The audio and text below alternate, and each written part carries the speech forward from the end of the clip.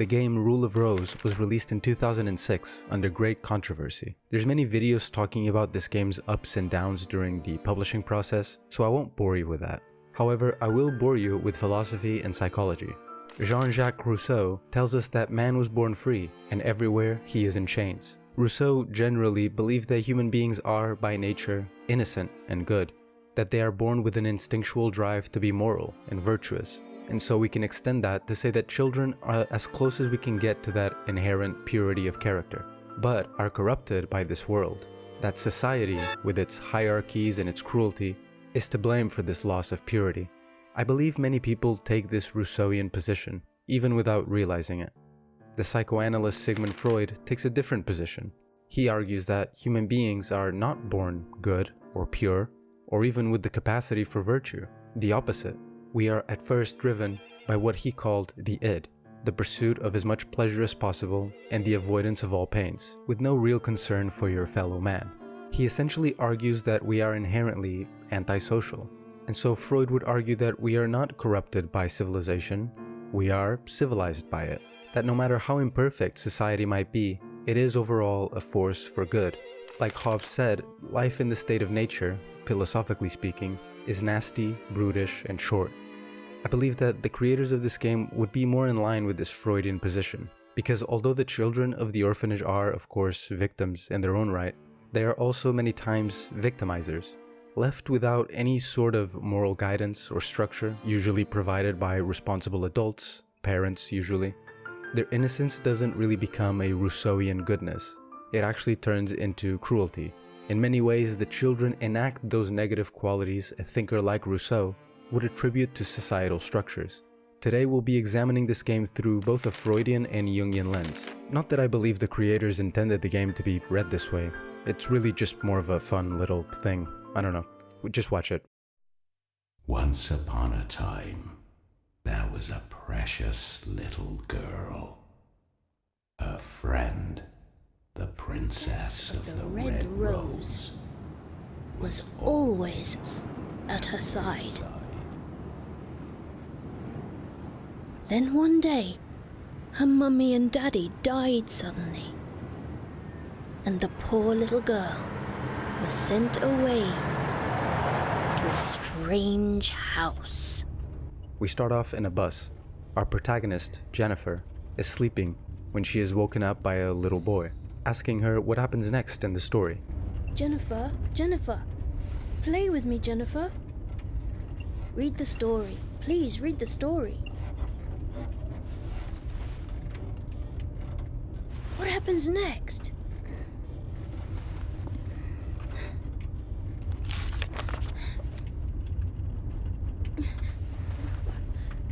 What's this? The boy runs away and Jennifer chases after him. Wait! Just as a warning, this game suffers from what I like to call anime dub-itis. Probably. So all the characters groan in that really awkward way. Where are you going? Oh. And so we are left alone with the incomplete fairy tale. Throughout the game, Jennifer appears to recall her repressed memories of her time at the orphanage through this sort of pseudo-fairy tale. In fact, the whole game is narrated much like a fairy tale, which is very interesting. Now, there is a narrative reason for this, which we will learn much later, but if we look at it through a Freudian lens, we could view this as a form of regression, or more accurately, as Jennifer's defense mechanism to protect her from the unbearable reality of what happened in her childhood. So her psyche essentially transforms those painful memories into a fantasy in order to make them much more digestible, particularly since her trauma occurred so early in her childhood. But perhaps it would be better to look at it from a Jungian perspective, because for Jung, fairy tales and myths in particular cultures function in a similar way to dreams, as in, they are these symbolic spaces where archetypes and overarching symbols emerge. Although, of course, dreams show us personal psychological material, while fairy tales would show us more collective psychological material. Throughout the game, I'll essentially interpret both, since Jennifer's dreamlike recollection of events is intertwined with these Brothers Grimm-style fairy tales. Now, I should mention that I played this using an emulator, and I've chosen to up the resolution in this game. I personally love how this game looks with the native PS2 settings, but the low resolution paired with the fact that the whole game has this really strong noise filter would mean that YouTube compression would turn it into just a blurry mess. So if you don't like the upscaling, make sure to dislike the video, leave a hate comment, dox me, swap my house. Anyway, we chase the boy up this hill until we hear the sound of a dog whimpering. It's coming from this shed, but when we go in, there is no dog, only a collar with the name Brown, and a handmade boarding pass, depicting what looks like a fish airship. Due to narrative reasons we'll get to much later, most of the game is set in a giant airship. However, on some occasions, the airship is depicted as a giant fish swimming through the sky. It's some pretty strong imagery, and I don't believe there's any particular narrative reason for it, so I think it's a great opportunity for a Jungian interpretation. We could, for example, point to the biblical story of Jonah and the whale, but perhaps more fitting, since this game is heavily based on fairy tales of Western culture, the story of Pinocchio. As you know, Pinocchio must venture into the belly of the whale to rescue his father, where we see a symbolic death and rebirth. With Pinocchio achieving his true goal, he becomes a real boy. And so, in Rule of Rose, we could say that, metaphorically, Jennifer in her present state is not a real girl. She has repressed aspects of herself. She has blocked out vital memories. And without those memories from the orphanage, she is not truly herself. And so she must venture into the belly of the whale, this great fish, descend into the depths of her unconscious in order to be reborn, and finally become quote-unquote real. A more actualized Jennifer who remembers and accepts what happened during her childhood. We hear the dog again and follow the sound up the hill to see this large mansion. This is the orphanage, and it's worth noting that the narrator doesn't say what the mansion is, and says, for some reason, this place seems familiar to the unlucky girl, showing that Jennifer truly has repressed all the memories of her childhood, so much so that she doesn't even remember the orphanage. Through the gate, we see two girls beating this bag.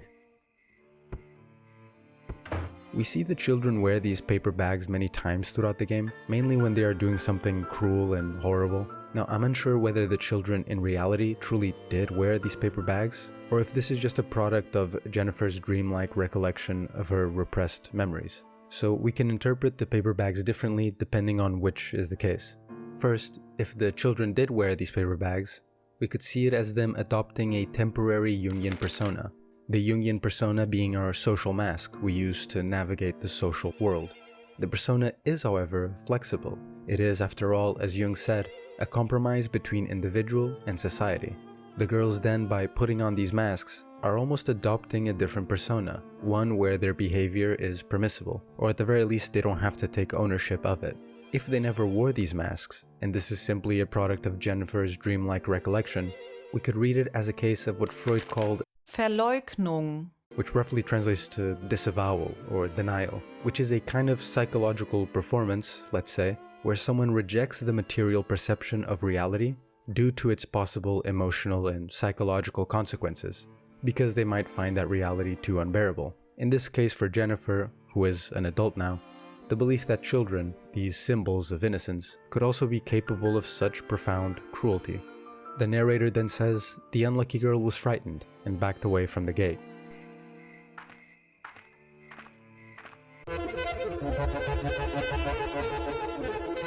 We make our way through the back of the orphanage.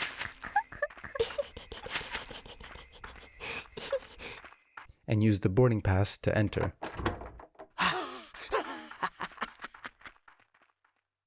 Ignoring all the blood on the floor, we go in.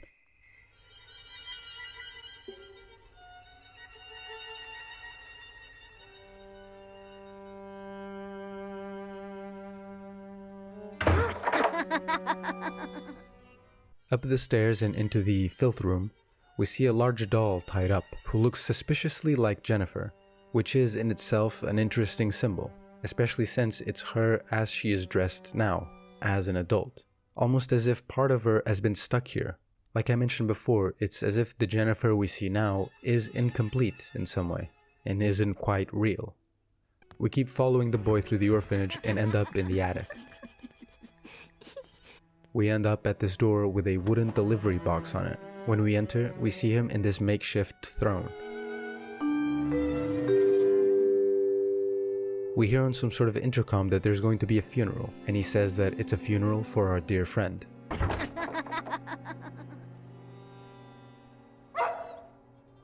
We again hear barking, and when we go to the courtyard, see a grave. Jennifer begins to instinctually dig and finds the casket with that brown sack inside.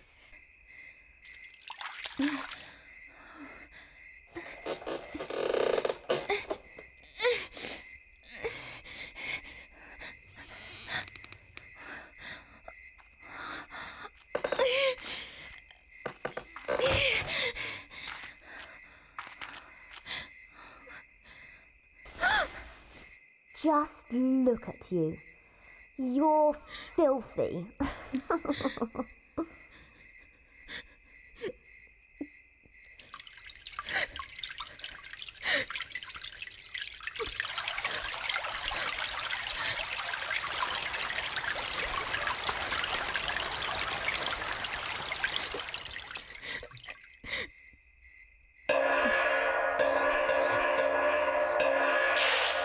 Gentlemen, thank you for joining us on our flight.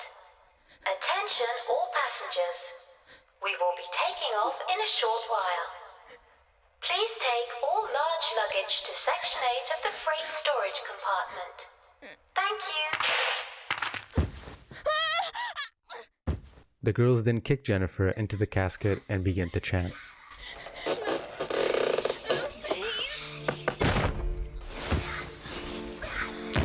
Ashes to ashes, dust to dust is a common passage used in funerals, but the phrase from a biblical perspective also conjures up the idea of renewal.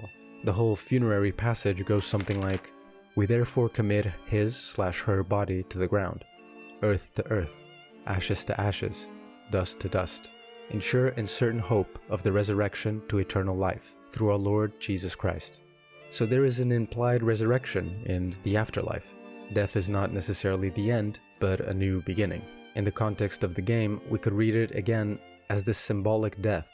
Jennifer will confront her past, regain her lost memories. This incomplete Jennifer will die, and a new, more actualized Jennifer will emerge.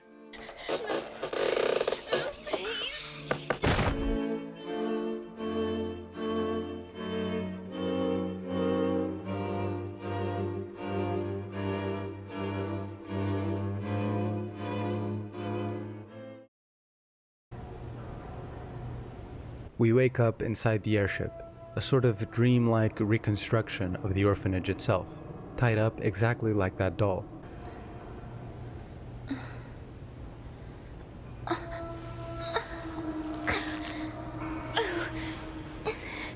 We're being watched by that same boy, and he speaks through this intercom and tells us, "Every month you need to find a gift and bring it to the Aristocrat Club." The girls of the orphanage have created the Red Crayon Aristocrat Club, a very strict hierarchical club where the girls at the top give orders and get to essentially terrorize the girls at the bottom. We're at the bottom, by the way. You see, Jennifer, there are really only two kinds of people in the world. Those who take orders and those who give them. And from now on, I'll be giving the orders. To harken back to the intro of this video, children understand power structures, hierarchical structures, only through the infantile, unsophisticated id. They haven't yet developed, or have an underdeveloped, Freudian superego, the internal voice of societal rules, a sort of moral compass, if you will, that is continually in conflict with the id. So the children understand these hierarchical structures through the id and understand them solely as a game of domination, as power grabs, which is no doubt exacerbated by the fact that these children live in an orphanage, and so don't receive much parental guidance, or any at all really. The relationship between parent and child being the earliest positive, loving example of a hierarchical structure, or at least it should be. I understand that for some people that was not the case. This is your life, but you'll play by my rules! Let the games begin, dear Jennifer!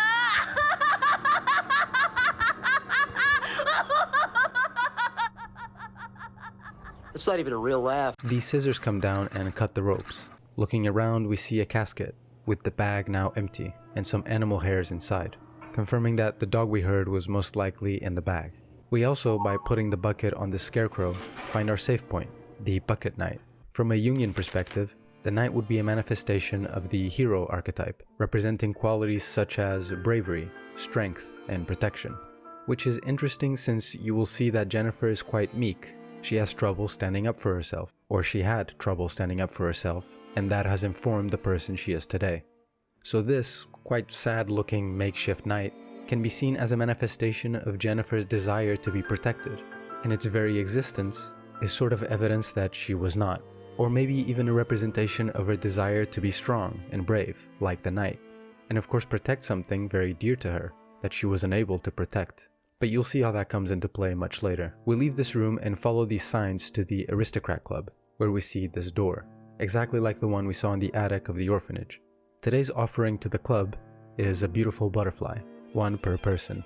Now, a butterfly can of course be interpreted in multiple ways, but the butterfly as a symbol within the collective unconscious, to use Jungian terminology, I think tends to be associated with transformation, because the butterfly has many phases, and so again a sort of symbolic death and a symbolic rebirth. For now, we explore a little bit, and I guess see what the other girls are up to. One detail I think you should remember is how in the infirmary, we see this girl Clara and a teacher, and when you try to look in this cabinet, Don't look into there. it's interesting how Jennifer, through her memory, or through this fairy tale narration, refers to all the other girls as princesses, and her as the unlucky girl. The archetype of a princess, in a Jungian sense, conjures up various ideas: youth, purity, but maybe more importantly, potential. After all, the princess eventually becomes a queen, which in this case we could see as a more actualized adult woman, as she refers to the maid as a queen, for example. You could say that Jennifer, due to her trauma, has never even considered herself a princess, much less a queen in her adult life, and so her trauma has only served to keep her small and powerless. The princess, also worth noting, is someone worthy of protection, of a knight to protect her, let's say, so this might hint at some feelings of guilt within Jennifer, that she in some way is not worthy of being protected. Going back, we see a green butterfly, but another girl, Amanda, chases after it.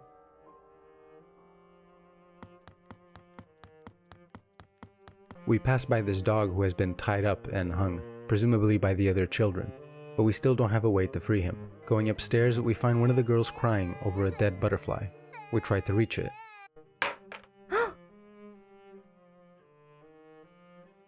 You deserve to be gobbled up. And we get our first weapon in the game, a fucking fork. We make our way back to put this butterfly in the offering box, but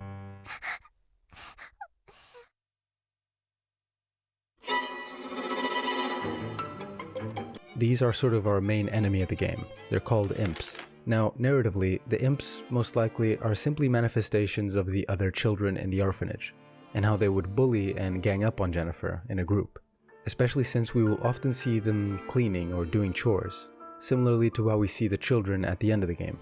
Now, the aspect of cleaning and dirtiness is interesting to me, since Jennifer is continually called dirty or filthy by the other characters. How dirty? Dirty wretch. Filthy wretch. You're filthy. In Freudian psychoanalytic interpretation, dirtiness could be strongly linked with guilt or purity. Freud believed it was strongly correlated with toilet training in children, where it's quickly hammered into them that being dirty is bad, that you should be clean, and there's a sort of moral weight applied to it. So again, this could hint at feelings of guilt within Jennifer, that she is dirty, she has been stained by something. We could also just see them as manifestations of Jennifer's repression, as they of course stop Jennifer from progressing, from confronting her trauma. They symbolically clean her mind of all unpleasant thoughts and memories. After experiencing the most horrible combat ever put into a video game, we go up and deliver our butterfly, but it gets rejected because it's gross and not beautiful. When we leave, a strange man hands us a storybook called The Clover Field, a story about an unlucky girl who loses every clover she finds and is unable to find a four-leaf clover, because she's so unlucky. This story is obviously about Jennifer, as she calls herself the unlucky girl. But more specifically, I think it reflects her transition into adulthood. How the victimization she endured as a child shaped her into someone who still can't believe in the possibility of their own happiness, of a sort of wholeness. She's never found her four-leaf clover. She's incomplete. We then see the boy, or the prince, leave the room he was watching us from, and we bring down the scissors so that we can cut the dog free.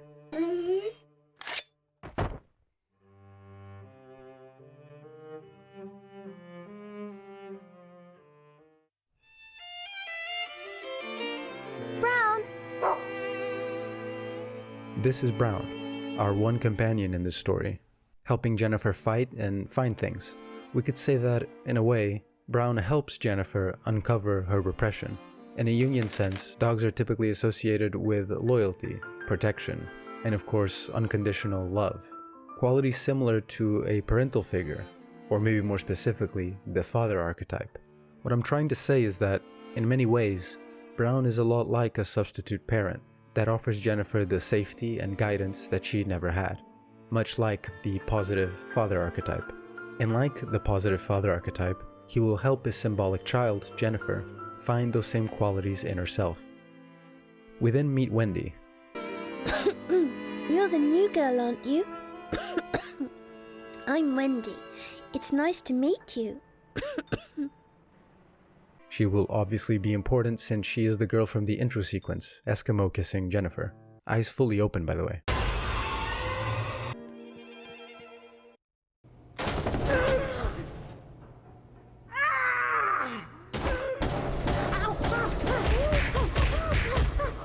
This is kinda where we get the real gameplay loop of this game, which is have Brown sniff something and follow him to your next objective, and repeat that 100 times.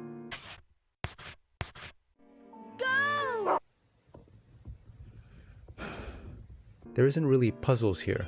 I do wonder if this game was rushed in some way, because there seems to be many rooms which serve no real purpose, and I imagine they would be used for some sort of Silent Hill or Resident Evil style puzzles.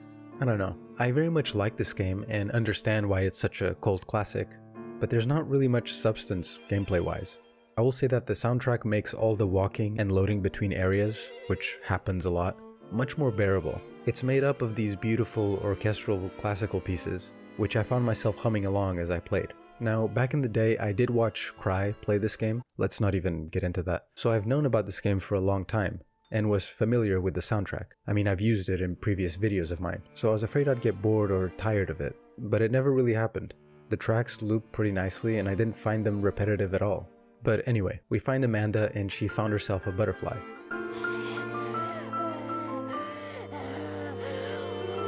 So we leave and...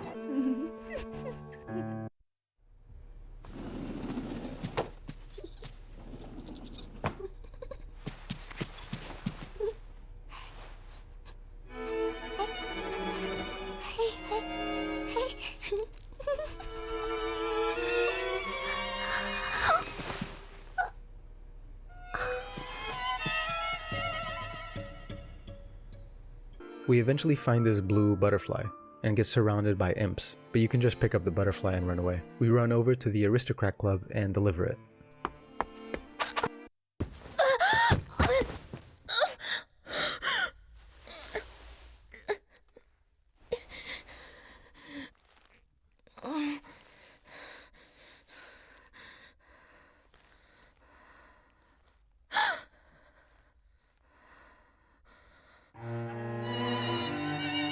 Ladies and gentlemen, welcome to the Aristocrat Club. Thank you all for gathering here today.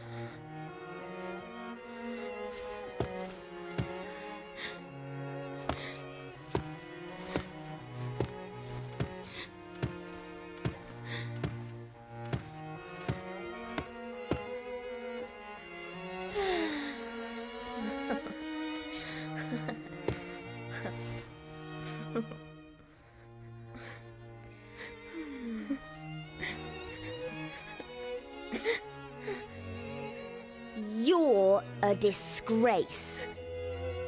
Nothing worse than nothing. Your gift is worth nothing. The aristocrat club rejects Jennifer's butterfly. They reject her. And Amanda shoves a rat in her face. Amanda! Amanda! Amanda!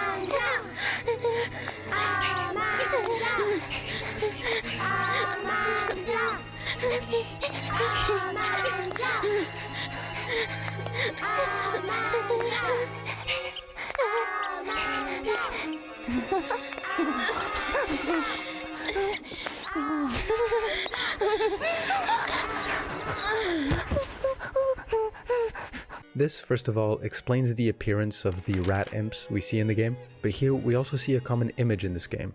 That is, Jennifer, as her adult self, being bullied and humiliated by the other girls. I mean, it's a jarring image. It's kind of pathetic. I mean, physically, she could easily make them stop. She's literally twice their size. But psychologically, she cannot.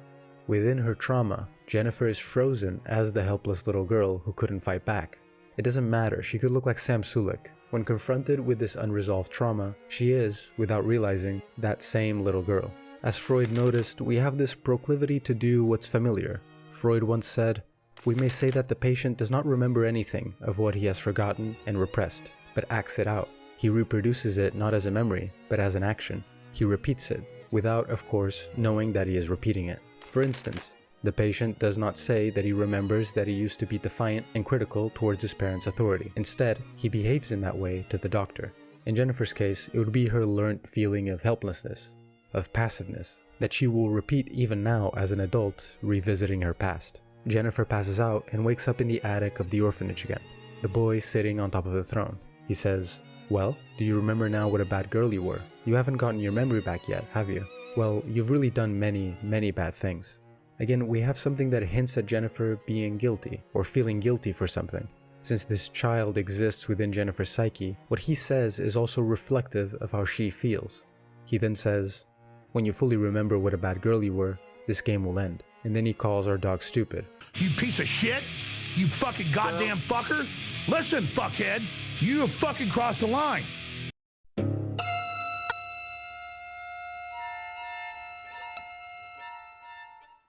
We wake up and see a note written by Amanda, telling us she's sorry and to meet her where you can see the sky. So we head over to the elevator, and we go up to see her. I'm sorry, Jennifer. I'm sorry. I didn't want to do that. I was just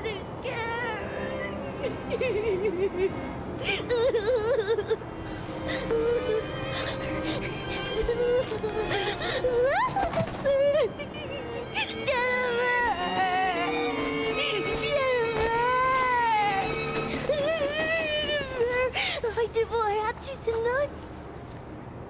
I had no choice. They would have hurt us both, wouldn't they? I'm sorry. She says that she's very sorry, and when it's our turn, to not hold back. I think these moments is where the game truly shines, because it's able to be unsettling and uncomfortable in such a way that I've never really experienced before or since. Just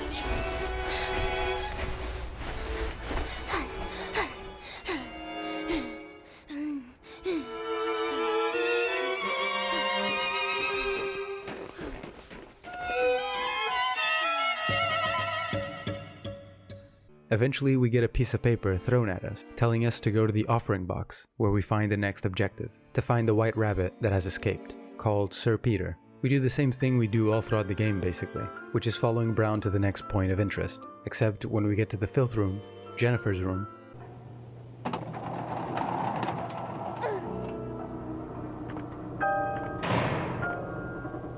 the strange man shows up again, saying, "Joshua, I've written a new story for you." In this room, we find a literal mountain of Peter's shit in another storybook, which now we can see are probably being written by that strange man. It's about Sir Peter, the rabbit, wanting to use the toilet, not being able to, and being put in a bag and whisked away. This paired with one of the girls talking about how gross and stinky he is, and the girl seemingly having a propensity towards animal abuse, naturally makes me assume that the girls killed the rabbit for being gross or pooping everywhere. After chasing Peter around, we do see him being beaten by imps.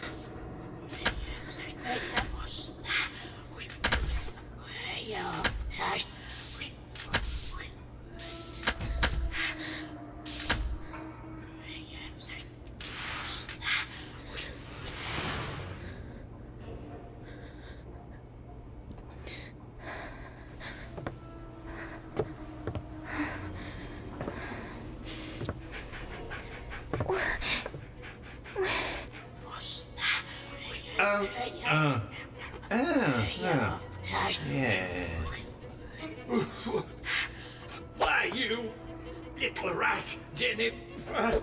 Did you make a mess again? This is unforgivable, you dirty, dirty girl.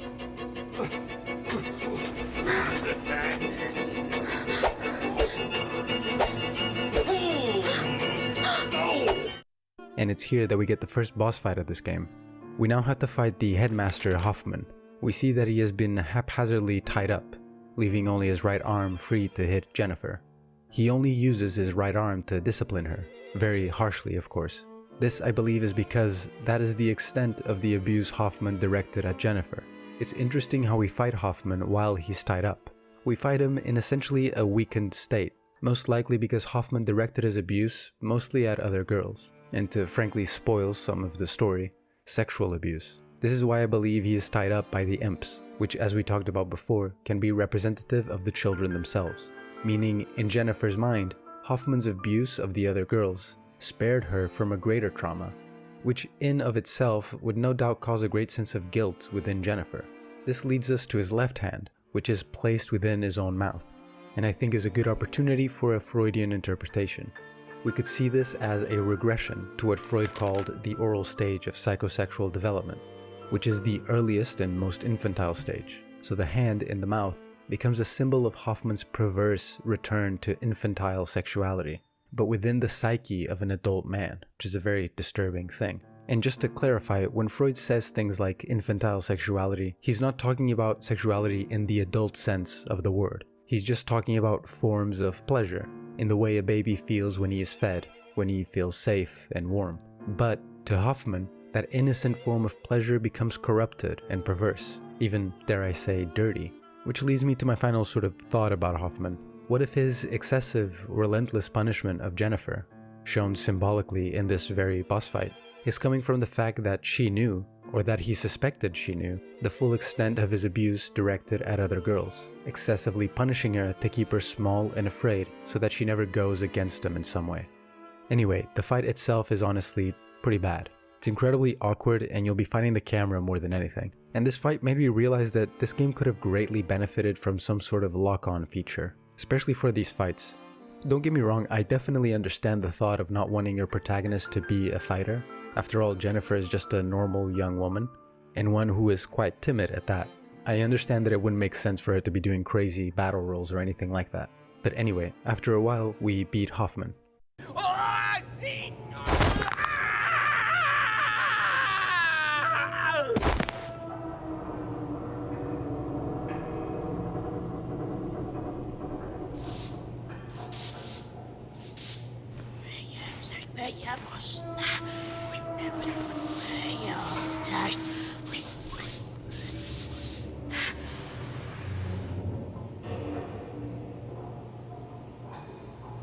After defeating Hoffman, we pick up what is described as a warm bag, presumably with Sir Peter inside.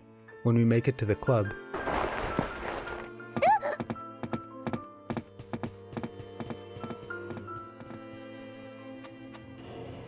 we follow them into the Aristocrat Club.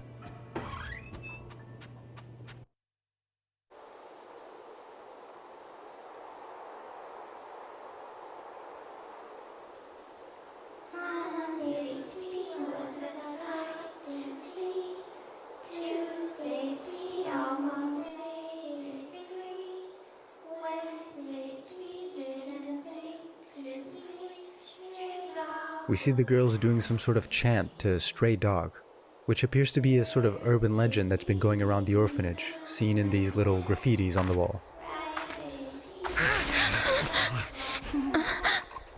Lower classes like you and me can't go up really close. We have to pray from a distance.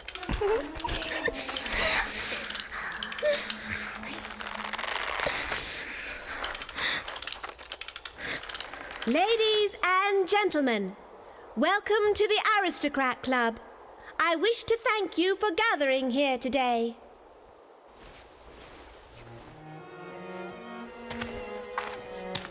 Jennifer! The oldest girl, Diana, calls Jennifer, commends her for finding Peter the rabbit, and elevates Jennifer from miserable to irritating. Amanda.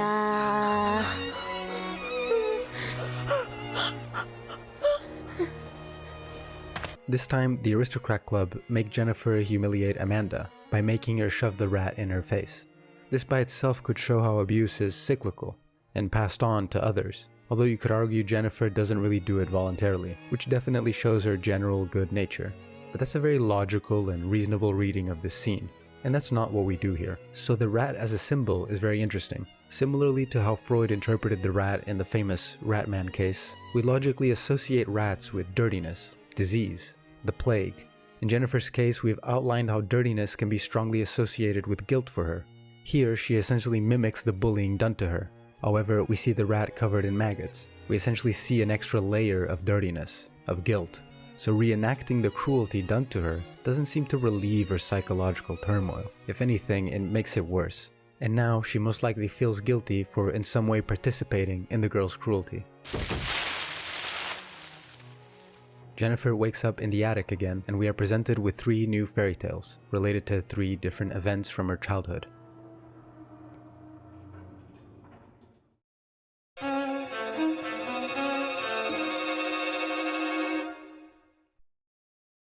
The Bird of Happiness is a story about a girl who finds a bird who will take her to Foreverland, which I assume would be some fairy tale-like place where everything is wonderful and nothing ever goes wrong. She opens boxes within boxes to find the bird inside, already long dead. In this chapter, we are supposed to find the Bird of Happiness, belonging to this girl, Eleanor. It seems like Diana and Meg were the ones who took it as they drop a red feather as they're leaving.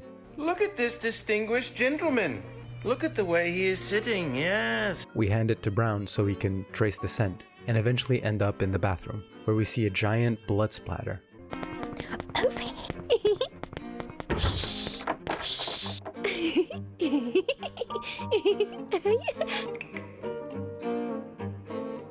You know what? You know what? What? I don't like her. I'll never get along with her. No chance, not ever. She's such a pain. Just terrible. I can't stand the sight of her.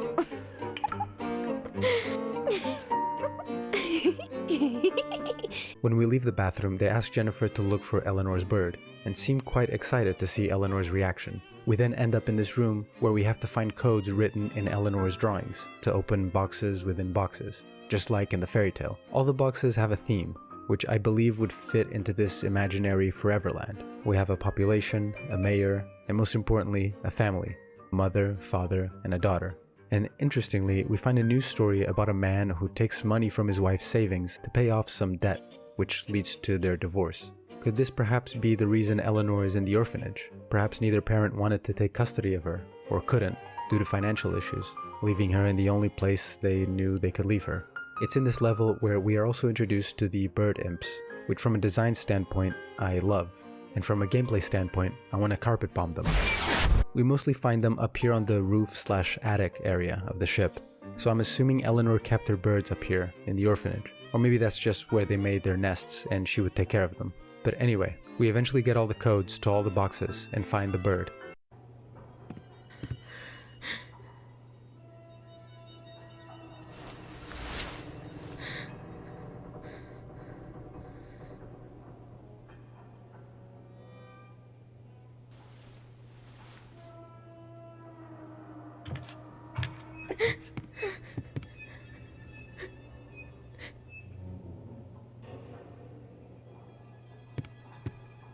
It wasn't me, honest.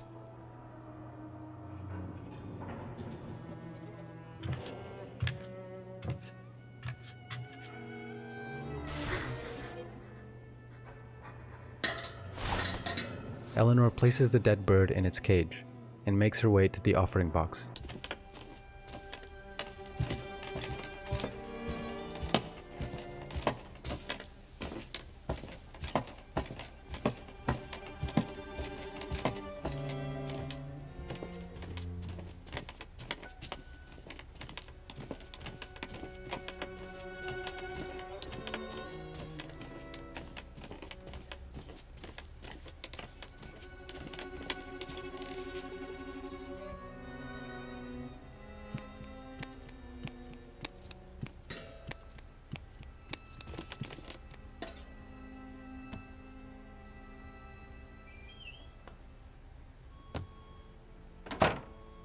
Unfortunately for Diana and Meg, she did not have much of a reaction.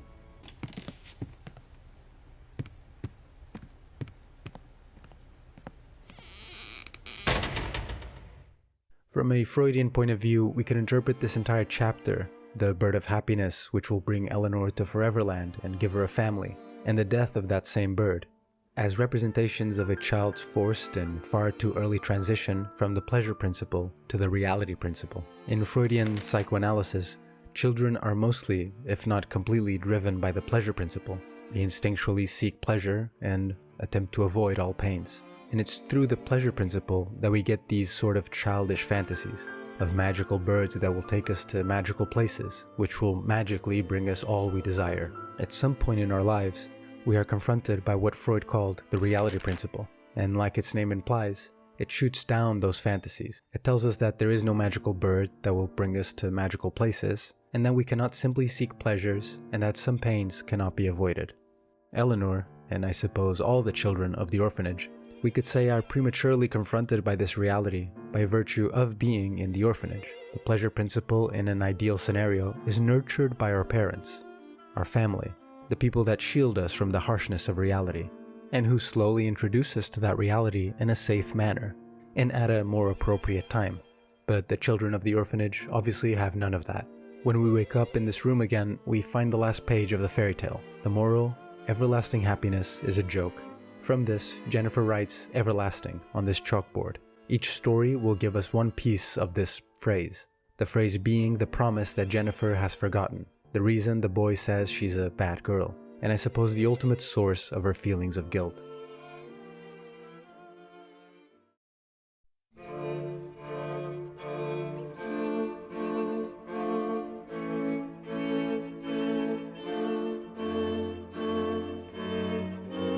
The Goat Sisters story is about two goat sisters.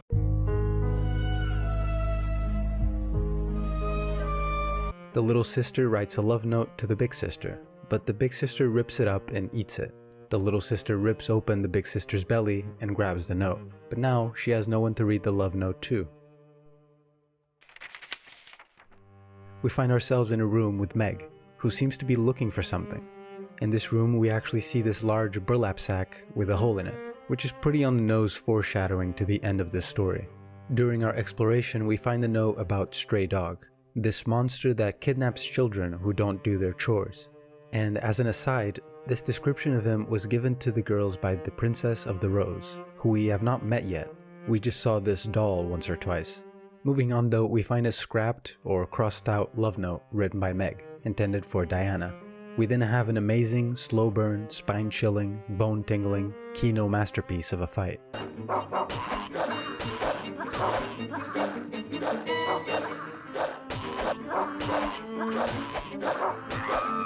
Afterwards, we find Diana and Eleanor. It seems Diana already got Meg's love note, but she ripped it in half. She tried to feed it to the goat, but he wouldn't eat it. We walk up to her and she tells us to find the other half of the note, obviously so we can be blamed for ripping it.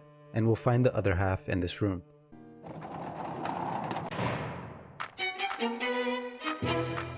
We then get the next boss of this game, the Goat Sisters. The black goat, I think, quite clearly representing Diana, and the white lamb representing Meg. Animals which, I think we can all agree, at least from a Jungian perspective, carry a lot of symbolic meaning within what Jung called the collective unconscious. And I think more importantly, tells us a lot about Jennifer's perception of the scene as a whole.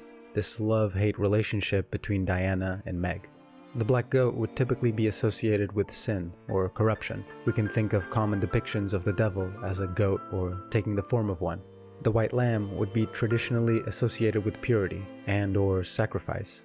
We can think of the Lamb of God as a representation of Jesus, for example. And so through Jennifer's dreamlike recollection of this scene, she places the two girls in this moral dichotomy, the predatory and dominating Diana, and the submissive and victimized Meg. And I believe this is relevant and in general a strong symbol because that is the dichotomy found in basically all the little stories of this game. The children of the orphanage, unguided, living by these two basic and infantile impulses to dominate or submit. As the prince said in the beginning of the game, There are really only two kinds of people in the world. Those who take orders and those who give them. After defeating them, Jennifer opens up the grandfather clock and sees a dead white lamb, which appears to be filled with rocks. We establish the white lamb being associated with purity or innocence or sacrifice, and the rocks are weighing it down, which I believe again hints at Jennifer's feelings of guilt, which we are yet to discover the origin of. We could also see it as Jennifer representing herself as the Lamb of God, as she is sacrificed and blamed for the other girl's cruelty.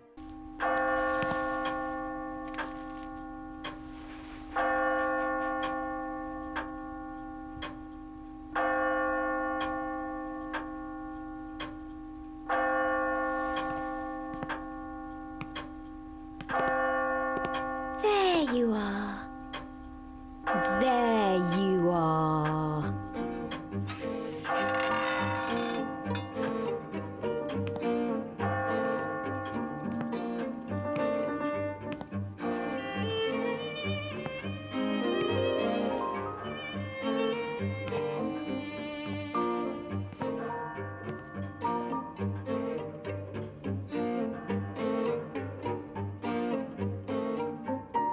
Why do you have it?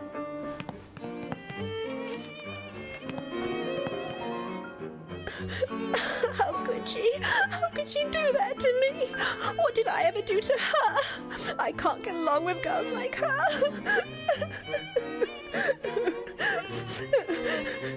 It's into the onion bag for her. Jennifer is then sent to the onion bag, one of Meg's inventions where children line up and drop bugs into the bag to torture her. I found it quite interesting how Diana still comforts Meg. She clearly cares for her, but she viciously rips up her little love note. She viciously rejects her affection. This, I would guess, is a sort of defense mechanism to keep people at a distance, to give her a sense of control as to how close people can get to her. I believe that in the next chapter, we'll start to understand not only why she rejects these genuine expressions of affection and love, but also the reason behind this kind of sadistic drive she has. At the end, we find the last page of the story. Even true love is quickly shredded by conflict. On the chalkboard, Jennifer writes, "True love."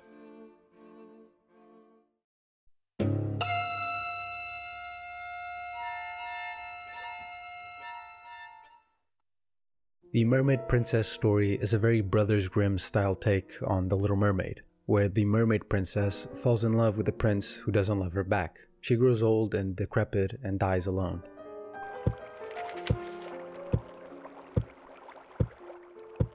It appears Diana was meant to watch over Mr. Hoffman's fish, but it's gone. Naturally, we must look for it. But when we get to the offering box, we see that we must find an unmarried mermaid. And note the fact that it's an unmarried mermaid, which you'll see fits neatly with the themes of this chapter. We go down these stairs and see Meg and Eleanor talking. It appears that they first got the request to find an unmarried mermaid, and then they seem to have taken the fish and did something to it, because there's no such thing as mermaids. Moving on, we see Mr. Hoffman leading this girl, Clara, somewhere. This was the girl we saw in the beginning with Mr. Hoffman that stopped us from looking in that drawer.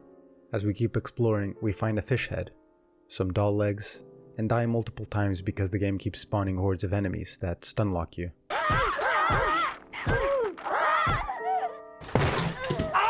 We eventually end up in this room, where we see Hoffman caressing someone on this bed, and Jennifer quickly shuts the door as if she just saw something she shouldn't have. When we go in, Hoffman isn't there, but Clara is.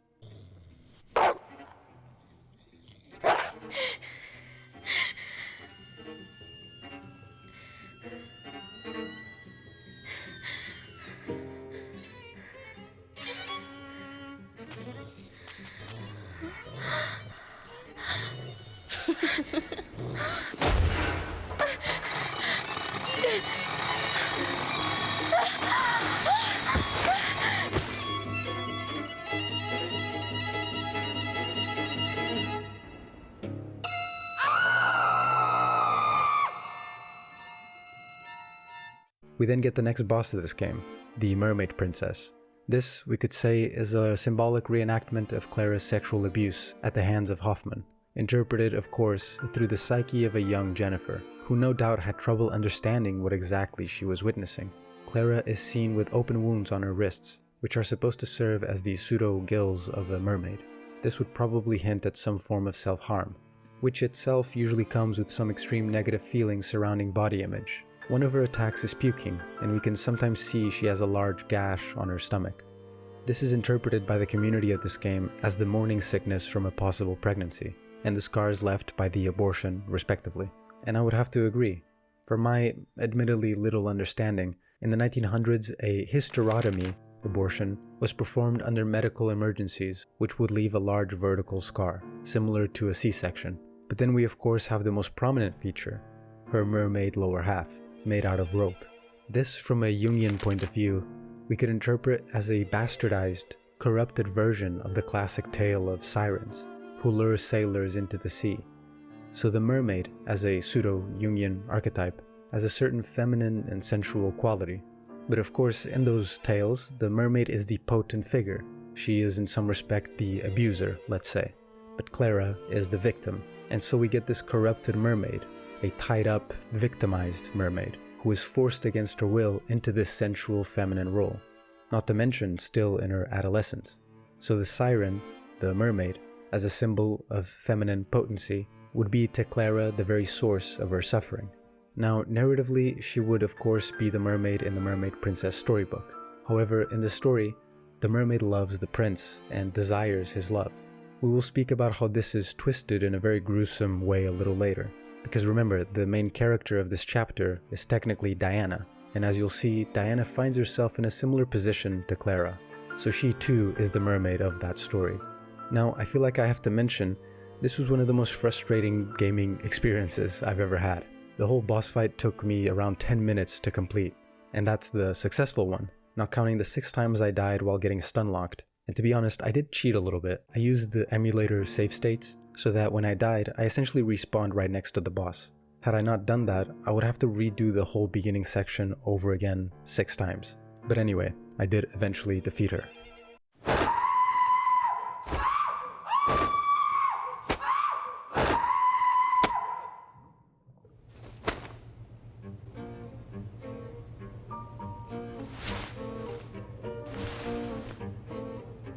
What in blazes?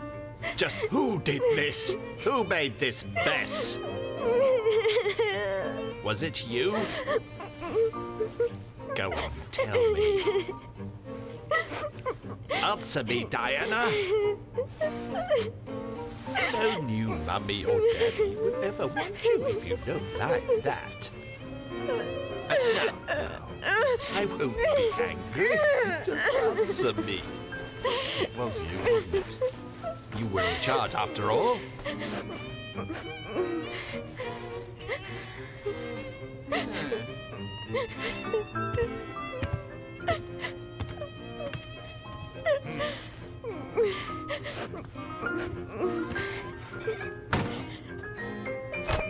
Yuck! How disgusting! Ugh. I believe Hoffman would be the prince in the mermaid story. I don't mean that Diana is romantically interested in him in any way. I mean that, much like the mermaid and the prince, Diana seeks validation from Hoffman, due to Hoffman placing himself in a position where a young girl like her or Clara seek his validation. It's why he says things like, "No new mommy or daddy will ever want you if you look like that." We even have the age component. The mermaid grows old and is unloved. Diana is one of the oldest of the girls, just behind Clara, and Hoffman implants this fear that she will grow up to be unloved if she does not seek to please him. So he belittles Diana so that she feels the need to please him, and it seems she does want to. But of course at the same time, she's disgusted by him, and naturally so. So here we see how she learned this pattern of behavior that we saw with Meg, where she both desires some form of affection or validation, but she also feels the need to reject it, most likely because affection, for her, usually comes with some kind of baggage, to put it lightly. Affection to her is always tangled up with some sort of negative emotion, like fear, humiliation, or like she said, disgust. Oh, now I see. It was you. It was your fault that I got into trouble. Give it here.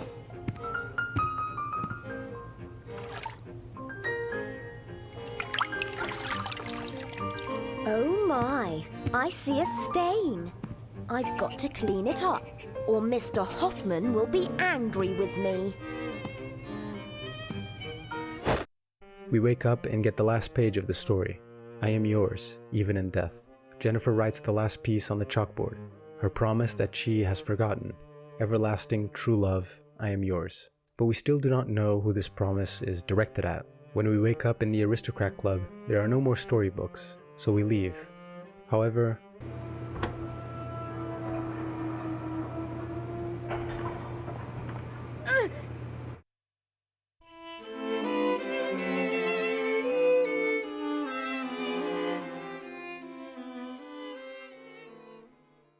we wake up in a rose garden. It seems like we were taken here by that strange man we saw in the airship, and we now have to follow him to his home. Brown isn't with us, which makes Jennifer very sad. And the reason Brown is not here is because, as we'll get to later, we are actually much further in the past, before Jennifer was even in the orphanage, where we'll learn some very heavily repressed material within Jennifer's psyche. The Bucket Knight can sometimes give us some insight into Jennifer's memories, and here he says, "If memory serves me correctly, you coming here is the result of a trick played on you by your memories. Or is it the mistake of a sad princess who cannot come to terms with tragedy?" Going around the house, we hear the man inside recite some sort of fairy tale. On Thursday, the pea kicks and screams. Come Friday, he grinds up the pea. Looking to the basement, we see him holding a gun to his own head. In the house, we get these strange flashbacks of the man around his house. One where he appears to be drinking, one passed out on the couch, and another where he's writing something. Quite happily, actually. Definitely a stark contrast from the other miserable scenes. Whatever he was writing gave him great joy. Interestingly, we find the child's room. However, it looks more like a little boy's room, or how you would see a little boy's room at that time, with all these planes and little soldiers.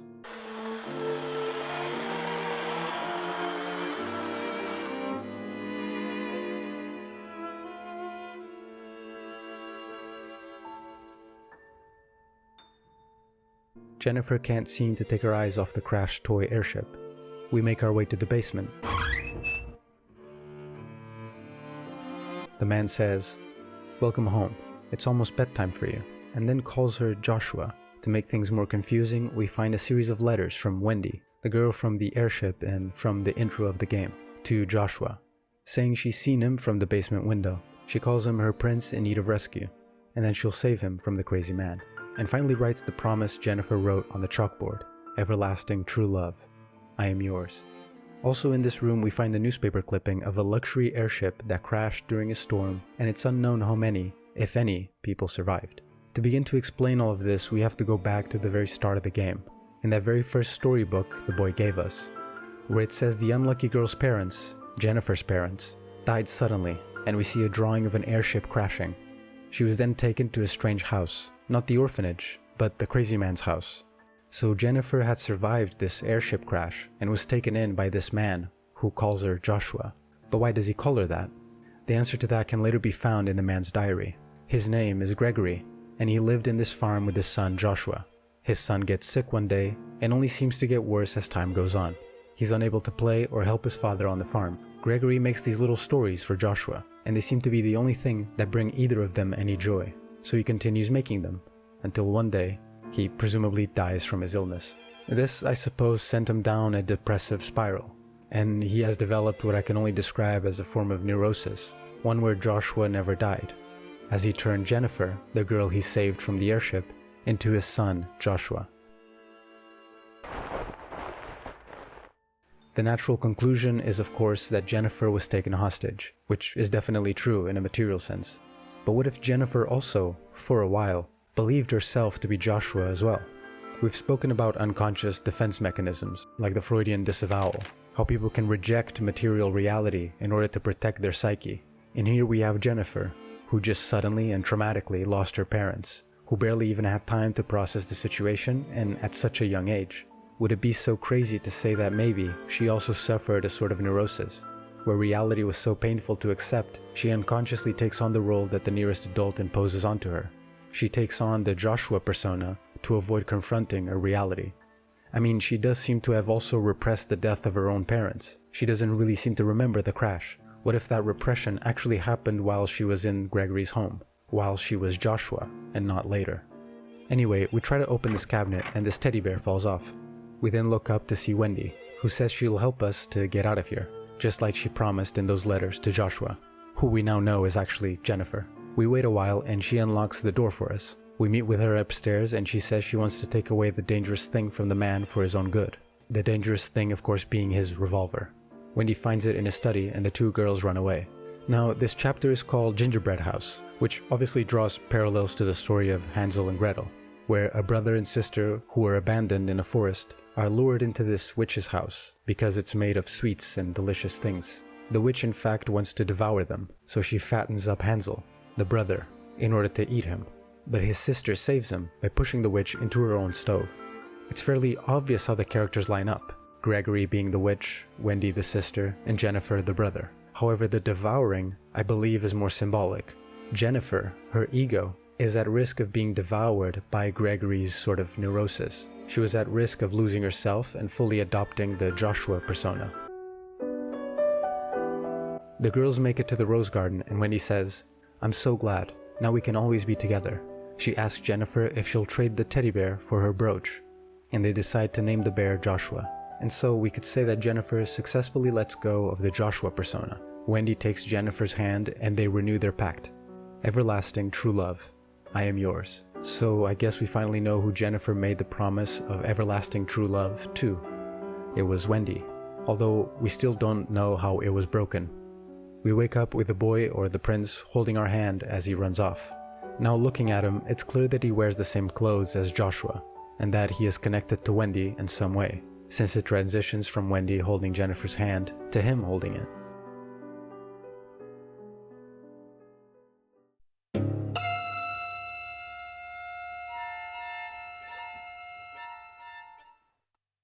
We are now back in the airship, and Brown is back.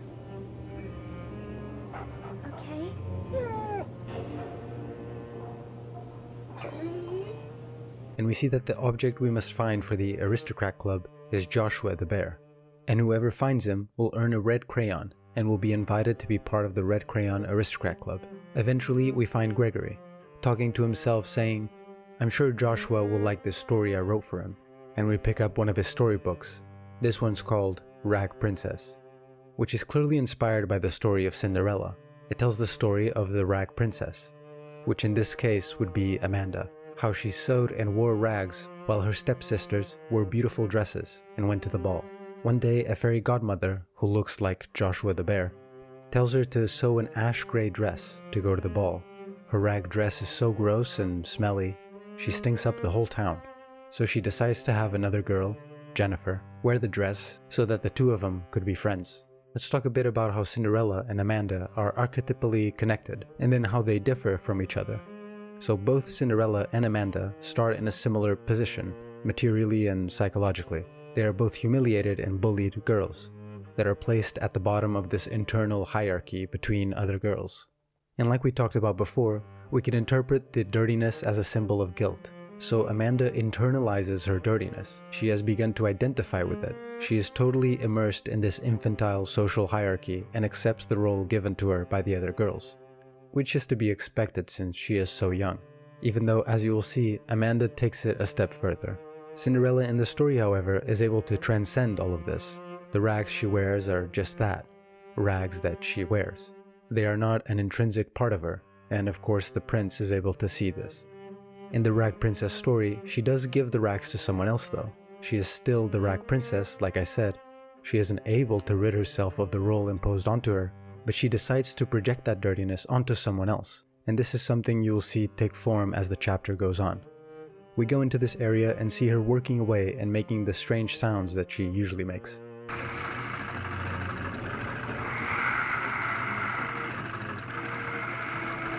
As we leave, she tells us she knows who took Joshua. It was, Wendy, and that it has to be her because she's always sick in bed.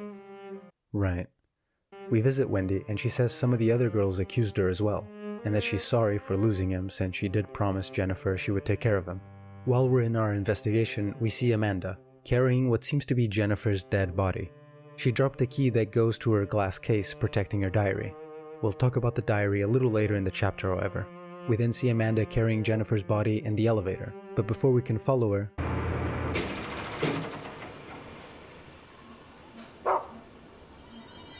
the lights go out, and we basically have to traverse the entire map to turn them back on. Basically, one of the boys took this lever from the generator because him and this other boy had this duel planned. Honestly, I didn't talk about any of the boys at all in this video because their characters just aren't very fleshed out in my opinion. Yeah. It's time for the sniffing salts.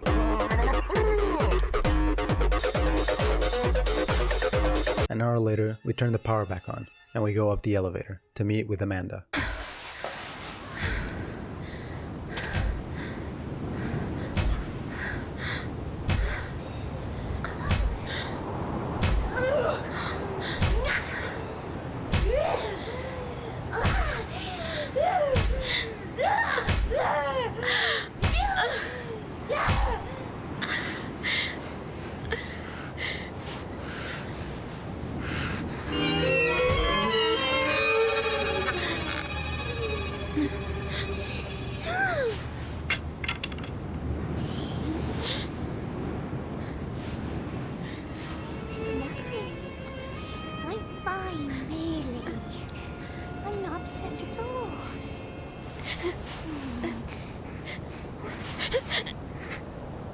Oh, Jennifer. You know what? I've got something special. Look, isn't he cute? Here, it's yours. Give it as a gift and you'll be Miss Popular again.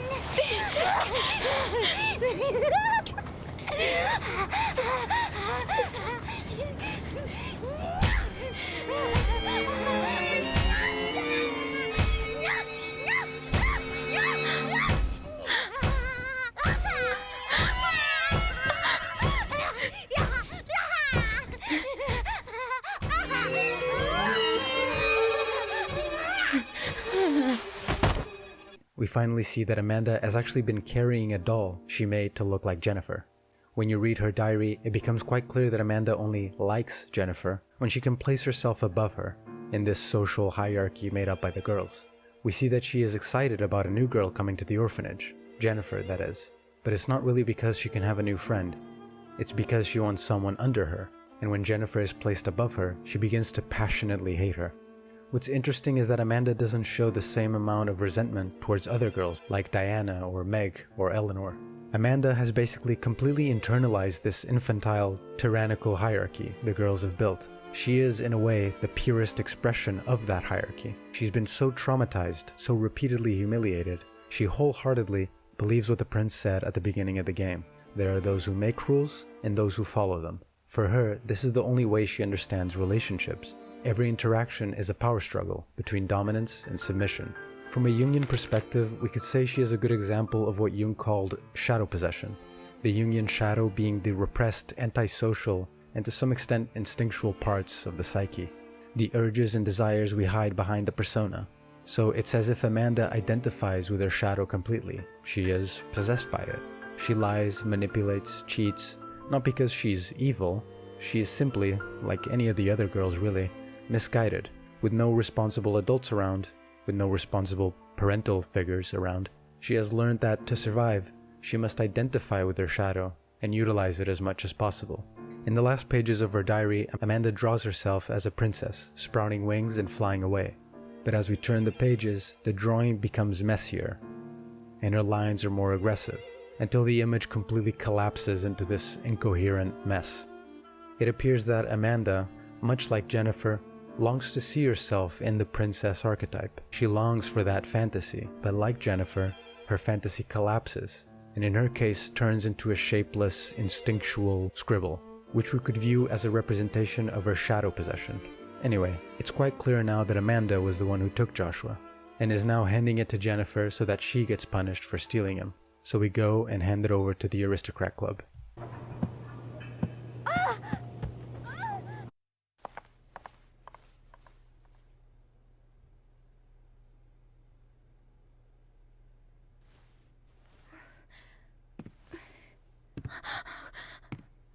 Come here, Jennifer. Let's have a little talk.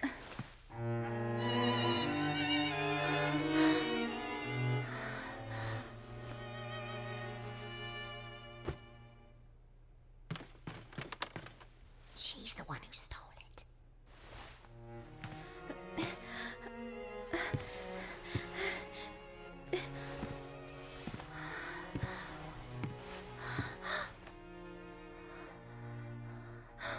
Ladies and gentlemen, welcome to the Aristocrat Club. A word from the princess. Jennifer has brought a wonderful gift to the Aristocrat Club. Now you can have your very own red crayon. Hats off to you. Hats off to you. Hats off to you. Hats off to you.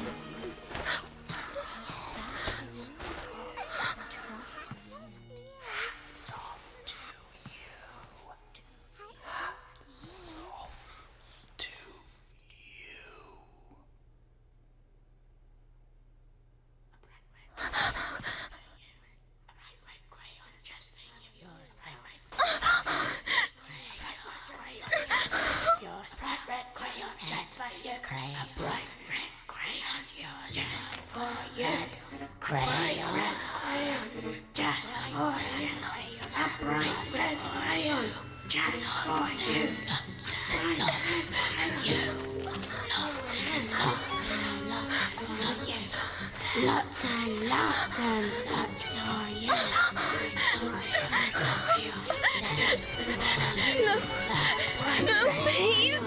Just for you.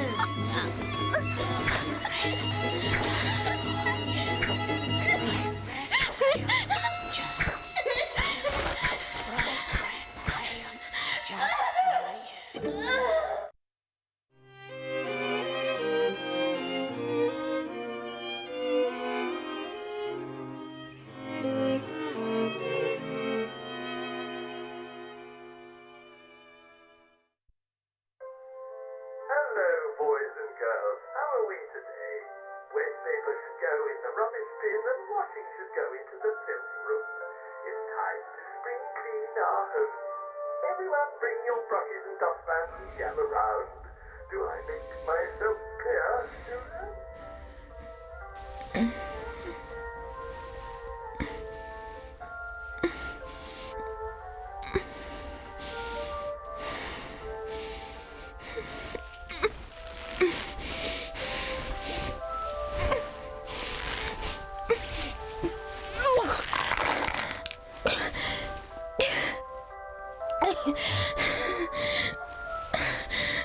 We call for Brown to bite the ropes and realize that we are no longer in the airship. We are in the real orphanage. This could suggest that Jennifer now accepts, or at the very least is getting closer to accepting, what actually happened in her childhood. Her repression, which she used to protect herself, is beginning to fall apart. The dreamlike symbols that we've been interpreting throughout the video are becoming less necessary, as they've opened up the way for a more objective view of the past. In Jungian terms, the unconscious material within her psyche is becoming conscious. The narration, or I guess Jennifer, recalls that this was the unluckiest of days. Walking around the orphanage, we see that Jennifer has been totally ostracized. All the children seem to have collectively agreed to pretend she doesn't exist, almost as if she's died. As a matter of fact, as we explore the orphanage, we get thrown pieces of paper that read, "You get what you deserve. Apologize by dying." And I'd like to harken back to the beginning of this video, where I hinted at Jennifer's implied sense of guilt. Could it be that Jennifer truly believes she deserves all the bullying and humiliation she endured? That she believes the only way to make things right is by dying? Although that might seem extreme, I promise you that by the end of the game, you'll see that's very much a possibility. We get another note thrown at us, telling us to go to the main hall.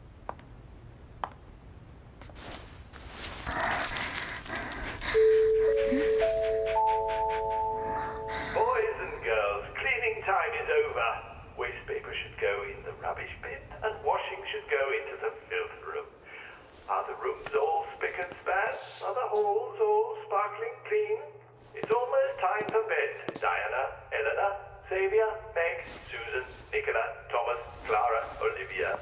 Be thankful for this wonderful day and let us pray for an even better day tomorrow. Get ready for bed and may you have a good night's rest.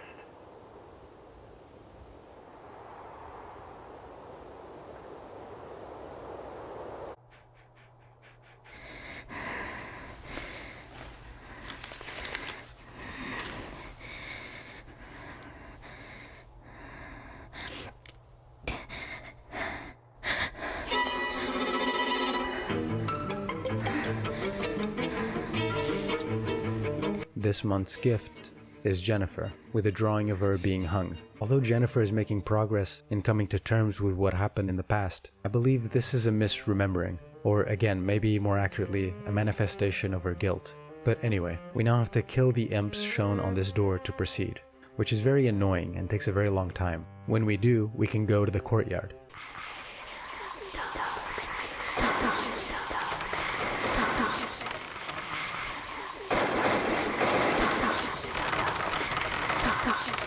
And we see Wendy waiting for us. While she's petting Brown, she says, "So this is your new friend, huh? It's so filthy, but adorable." What kind of compliment is that?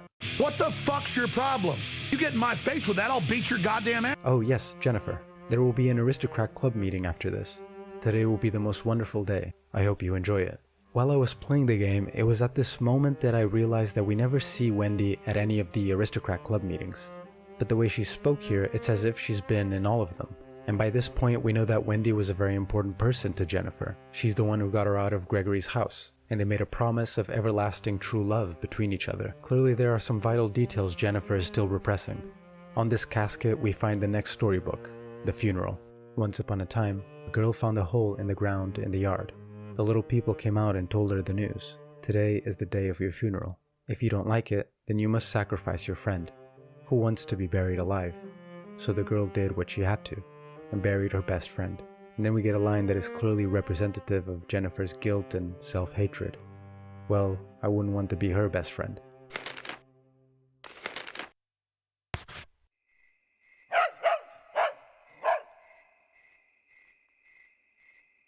As we go up to the attic, we see Brown.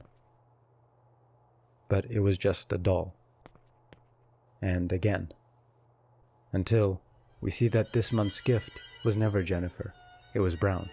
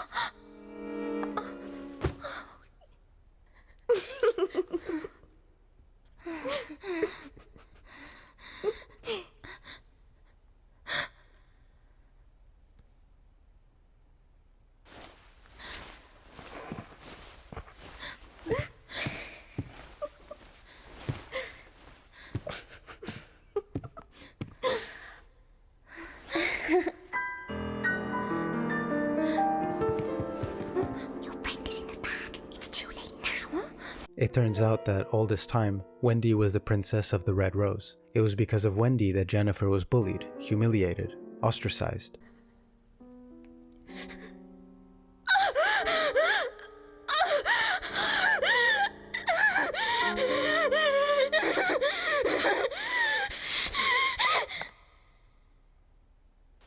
My friend! Give me back my friend!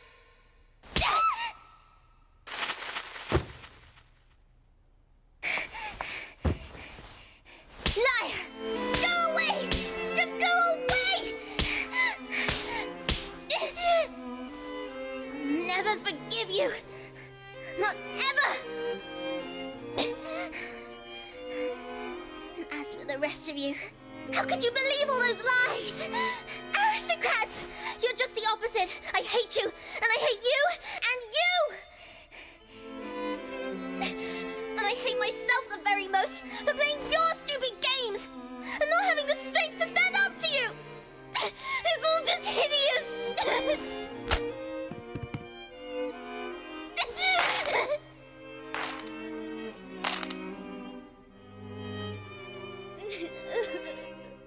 When Jennifer discovers that the girls killed her friend, something happens. For the first time during this entire dreamlike recollection, we see her as her child self. For this moment, all psychological defense mechanisms, all her modes of repression, fall apart. There's no symbols, no fantasy. Jennifer fully relives this memory. But why?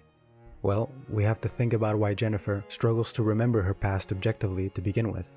Her trauma as embedded within her this learned helplessness, this passivity.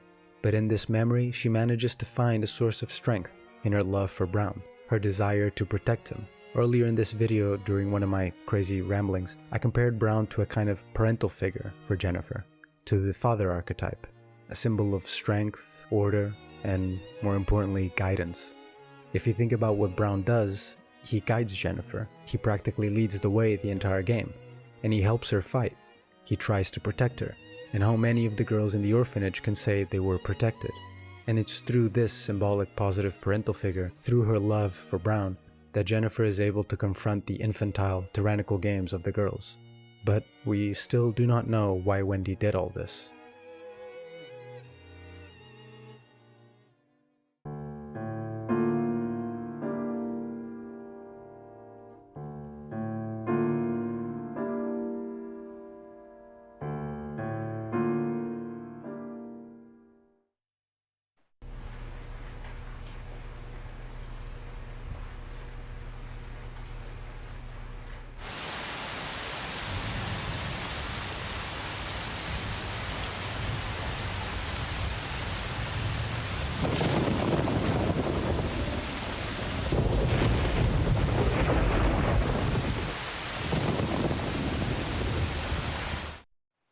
We wake up again in Jennifer's room, and pick up the story of Stray Dog and the Lying Princess, clearly inspired by The Boy Who Cried Wolf, a girl who keeps lying saying that some monster named Stray Dog is coming to get them.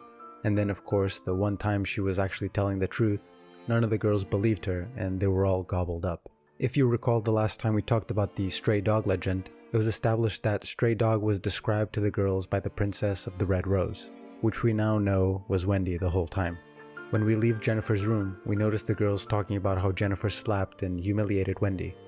As Jennifer walks through the orphanage, all the girls curtsy her and call her the new Princess of the Red Rose. Princess, please forgive all that I've done. Greetings, Princess Jennifer. Thank you very much for coming to our new aristocrat club. Greetings, Princess Jennifer. From now on, you'll be our new princess. Now, Princess, please think up a new game. Please lead us. One of the girls notices Wendy outside, and they all go to her. It's Wendy. It's Wendy.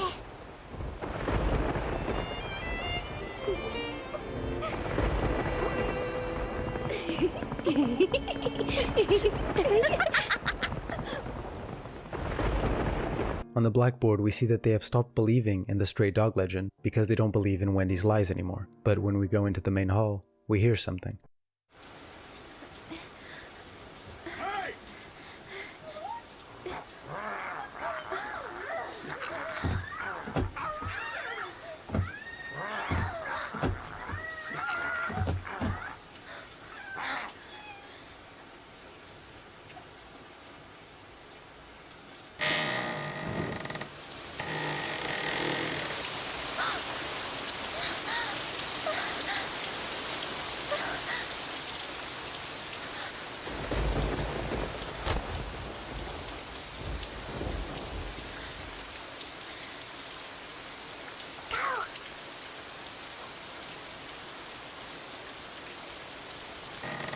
Once upon a time, there was a precious little girl.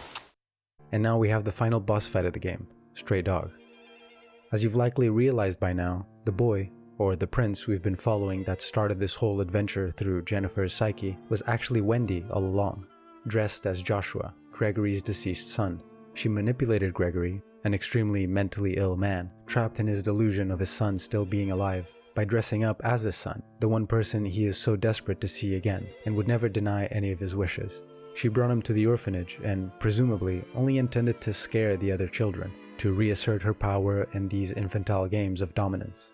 But instead, Gregory actually murdered everybody in the orphanage, everyone except Jennifer. We find out the ridiculous reason for it all, for Wendy repeatedly making Jennifer's life hell, and for bringing Stray Dog to the orphanage. Jennifer loved Brown, and it diverted her attention away from Wendy. And so, to Wendy's eyes, Jennifer broke her promise. Everlasting true love, I am yours. I've equated Brown to the positive father archetype, as a figure of strength, protection, guidance, and all of those qualities. But what does that make Stray Dog in relation to Wendy? Well, Brown was simply found by Jennifer. He's an external, independent figure of love and care for Jennifer. Stray Dog, however, is essentially a fabrication by Wendy, and so he becomes a manifestation of all the children's infantile and unsophisticated desires, their self-serving nature. He becomes a symbol of Wendy's jealousy, her desire to dominate others, and the very desires that allowed the creation of something like the Aristocrat Club. In a way, he is the polar opposite of Brown, who in fact manifests himself in Jennifer's memory to help her fight Stray Dog. A shadow side of the father archetype, a devouring, uncontrollable, tyrannical father. Wendy, as you'll see, shares many of those characteristics as well. And this leads us, finally, to Jennifer's feelings of guilt that I've mentioned throughout the video. First and foremost, her survivor's guilt, being the only child who survived Gregory. As one of the girls in the beginning of the game tells her, "You deserve to be gobbled up."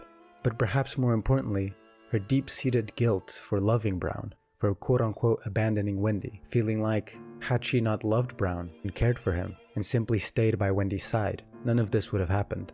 After beating Stray Dog once, Wendy gives us Gregory's gun, and we don't fight Gregory. We give him his own gun, because of course Jennifer in actuality did not fight him. She presumably hid somewhere in the orphanage, and Gregory, in some sort of moment of clarity, shot himself. I'm sorry, Joshua.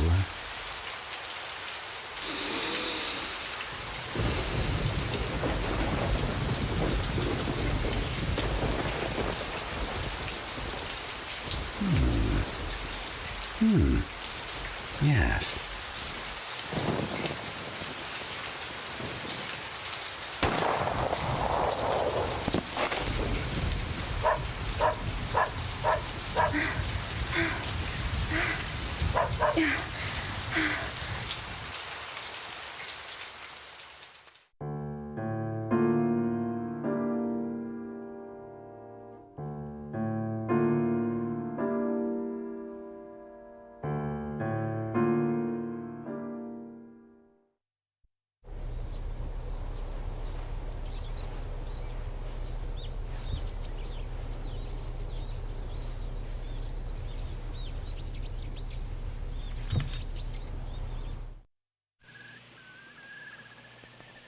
Jennifer has now remembered and most importantly accepted all that happened in the orphanage, hence why we are able to see her objectively as she was at the time. On the shelf we find letters sent by Wendy that show just how jealous she was of Brown, and how possessive and devouring she was with Jennifer. It feels almost like one of the many games of dominance the girls played, where Wendy wanted Jennifer to some extent below her, and to own her. As we see in this storybook, one girl, that would be Wendy, ties up another girl, Jennifer, so that they are forced to be together. That is, until Jennifer frees herself to follow Brown. Going outside we see her, and they bow to each other. We leave the orphanage and Wendy tries to follow us. Jennifer, where are you going? Please, don't leave me. Now we know that throughout the game, Jennifer has actually been following Wendy. She has been haunted by her guilt, believing that she was the cause of her own torment by the other girls, and that she was responsible for their deaths, all because she loved Brown. But now Jennifer is not following Wendy, and she is leaving her past behind. The unlucky girl has finally found her four-leaf clover and becomes a princess.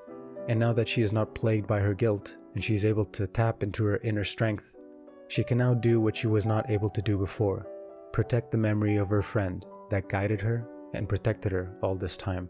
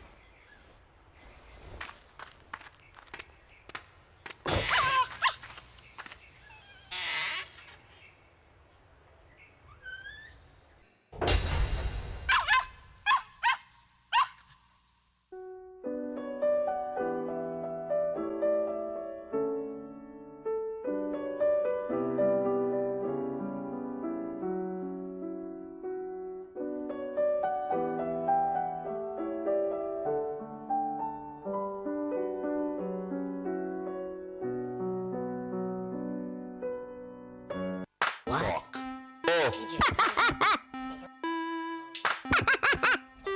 Fuck. Fuck. Fuck.